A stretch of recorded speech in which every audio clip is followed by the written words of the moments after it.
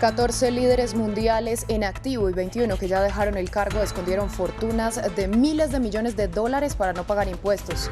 Así lo revela el Consorcio Internacional de Periodistas de Investigación en los llamados papeles de Pandora. Entre los señalados están el presidente de Ecuador, Guillermo Lasso, y de Chile, Sebastián Piñera, que negó su implicación. Analizamos en esta emisión.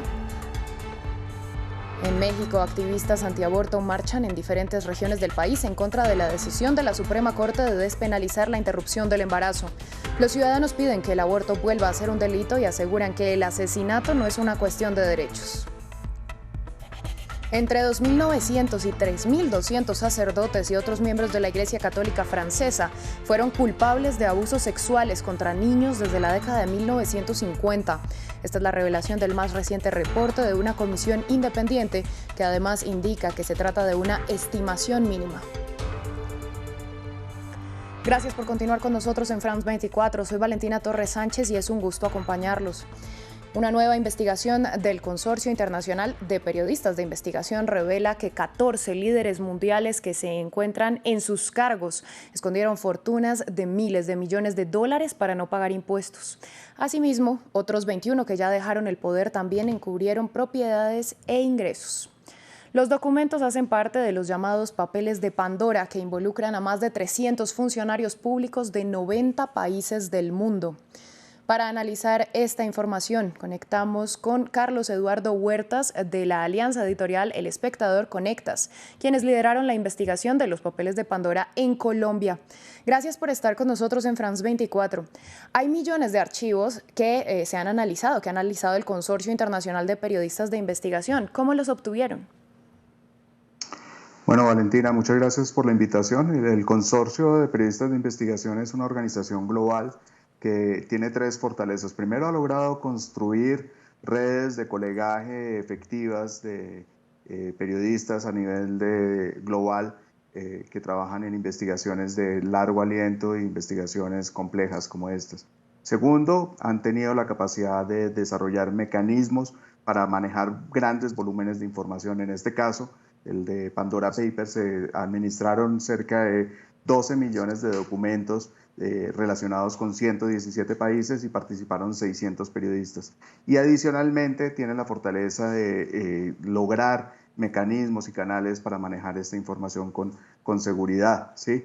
En este caso, aunque tener una jurisdicción offshore o en un paraíso fiscal técnicamente no es un delito, el alto nivel de secretismo y las atractivas ventajas tributarias de estos territorios han permitido que algunos clientes puedan evadir impuestos en sus países, puedan lavar dinero o puedan esconderlo. De ahí que sea de gran alerta que muchos mandatarios, en especial en América Latina, aparezcan en estos registros. Justamente usted lo estaba mencionando, vemos que en la nueva revelación hay 14 jefes de Estado o líderes de países. ¿Quiénes son los más reconocidos en la región, en América Latina? ¿Y cómo se explica que estas personalidades se vean envueltas en estos delitos? Porque uno podría pensar que por el contrario son los que deberían dar el ejemplo. Sí, totalmente de acuerdo. Bueno, lo primero es que no creo que en este momento ninguna de las publicaciones, ni de Conectas y El Espectador, que trabajamos la información en Colombia, ni de los otros aliados del consorcio en América Latina, hayan señalado puntualmente un delito, porque esto es precisamente lo que tienen que hacer las autoridades tributarias. Pero tomando el caso de Colombia, desde las primeras revelaciones en el año 2016 hasta el año 2021, o sea, durante 5 años, ha habido varias revelaciones del mismo estilo lideradas por el Consorcio de Periodistas de Investigación. Eso a Colombia le ha significado un mayor recaudo de impuestos. ¿Cuánto ha recaudado impuestos el país? $1 trillón, 4 billones de pesos, 4.300.000 pesos, $1 trillón.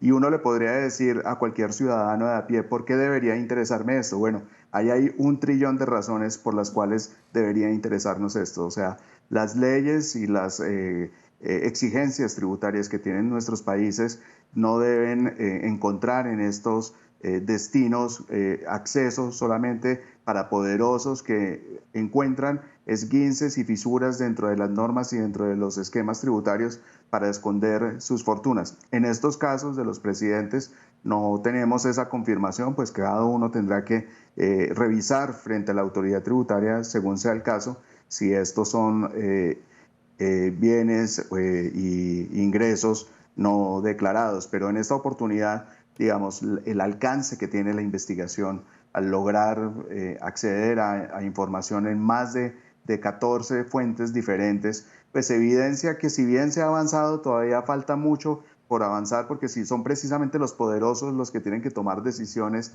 frente a estas jurisdicciones y ellos hacen parte del esquema, seguramente el asunto todavía sigue con unas fisuras importantes.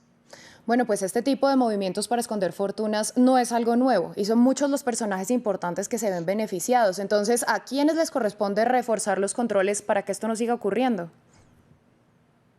Bueno, los primeros obviamente son las autoridades tributarias y las autoridades que en cada país tienen que ejercer este tipo de control, pero la ciudadanía creo que como un efecto incluso de la pandemia en donde los gobiernos han tenido que aumentar sus impuestos, han tenido que buscar cómo financiar sus programas sociales, pues han apretado mucho más este tipo de exigencias a los ciudadanos en común. Yo creo que en países ya se han dado manifestaciones en donde la ciudadanía dice, bueno, si vamos a estar todos en la misma cama, estemos con las mismas reglas. Y eso yo creo que es la demanda general que hay detrás de este tipo de revelaciones. Carlos Eduardo, muchas gracias por este análisis que nos comparte en France 24. Estamos muy pendientes de lo que pueda ocurrir. En otras noticias, México vive una jornada de movilizaciones de grupos antiaborto que rechazan la decisión de la Suprema Corte de declarar inconstitucional la penalización de la interrupción del embarazo. Con el color azul claro que los representa y en algunos casos portando símbolos católicos, los ciudadanos marcharon en Ciudad de México para exigir que el aborto vuelva a ser penalizado. No se puede legitimar una ley que no sea, que no persiga el bien común, porque a fin de cuentas las leyes están para perseguir el bien común, no a costa, ¿sí?, a costa de un bien individual, que es el del no nacido y el de más indefenso.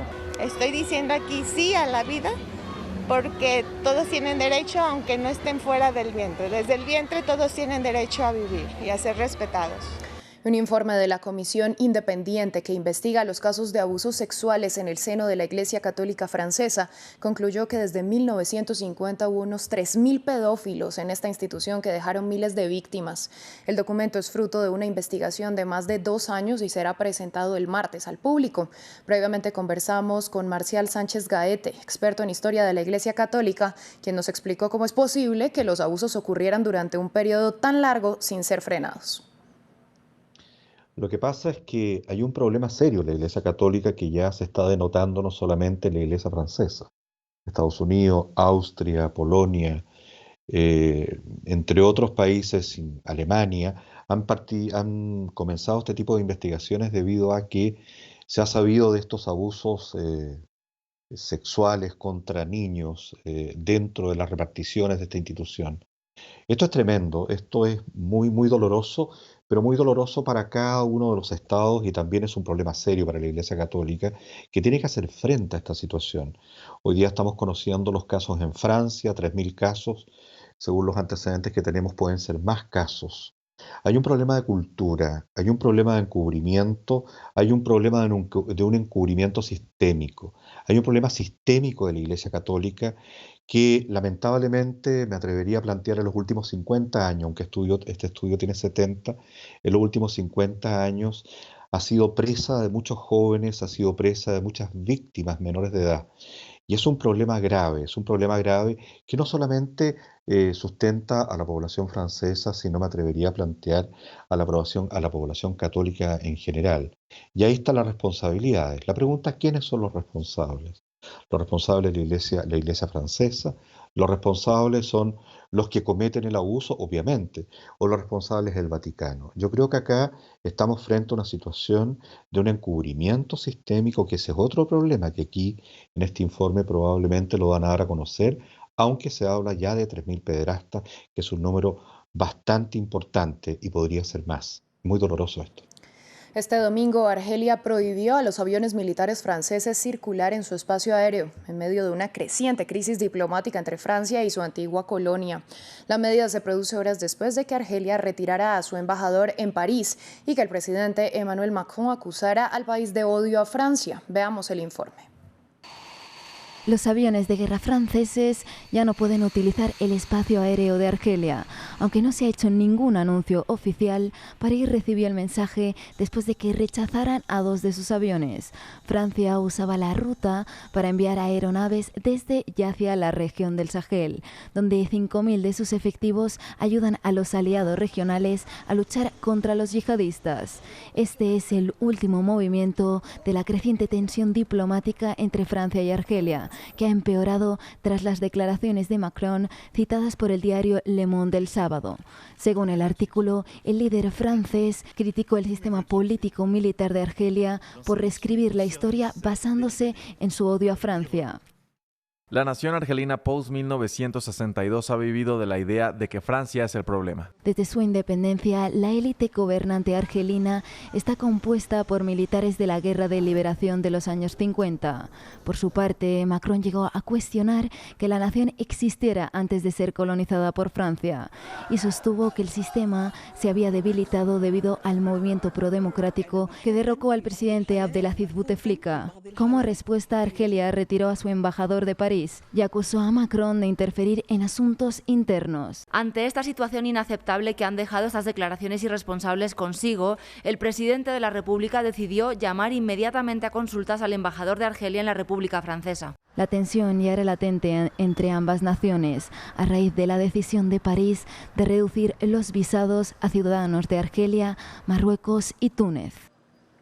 Vamos a España. Tras 2 semanas de la erupción del volcán Cumbre Vieja en la isla de La Palma, el gobierno central anunció que aprobará un paquete de medidas económicas que incluye 206 millones de euros para ayudar en la reconstrucción del lugar. Desde la isla, el presidente del Ejecutivo español, Pedro Sánchez, expresó su solidaridad con los damnificados. Las autoridades han contabilizado unas 1.000 edificaciones destruidas y cerca de 6.000 personas evacuadas. El informe es de Andrea Maya. La isla de La Palma es una de las mayores preocupaciones del gobierno español. Su reconstrucción tras la erupción del volcán Cumbre Vieja tomará tiempo y un presupuesto de más de 200 millones de euros que hace parte del plan especial para recuperar la región. El próximo martes, el Consejo de Ministros va a aprobar un paquete de medidas muy potente desde el punto de vista de la reconstrucción de infraestructuras, de la respuesta al problema del suministro del agua, también de empleo, también de agricultura, también desde el punto de vista del sector turístico, también desde el punto de vista de los beneficios fiscales, por un importe total de 200 millones de euros. La mayoría de construcciones afectadas por la lava han quedado en ruinas. Cerca de 30 kilómetros de carreteras están inutilizables y casi 6.000 personas han sido evacuadas. Todas las personas se encuentran en un alojamiento digno. La emergencia alojativa está superada y también estamos garantizando este aspecto para las personas que tienen algún tipo de dependencia. Ya son más de 1.000 las construcciones afectadas por la colada y ese reto, les aseguro que también ha sido complicado. Desde hace 2 semanas, la isla de La Palma es víctima del destructivo fenómeno natural. La actividad explosiva del volcán no está cerca de calmarse. Siguen apareciendo nuevas coladas y centros activos en el interior del cráter. Por ahora, las autoridades no saben cuándo acabará la erupción. El paquete financiero anunciado por Sánchez este domingo hace parte de la segunda etapa del plan de reconstrucción. En la primera etapa se anunció una ayuda de 10,5 millones de euros para asistencia inmediata. Alemania conmemoró 31 años de la reunificación producida tras la caída del muro de Berlín en 1989. En medio de una ceremonia que contó con la presencia de 16 jefes de estados federales y líderes religiosos, la canciller Angela Merkel hizo un llamado a la unidad y la lucha contra el odio. Tras su discurso, la mandataria, que próximamente dejará el poder, recibió una prolongada ovación.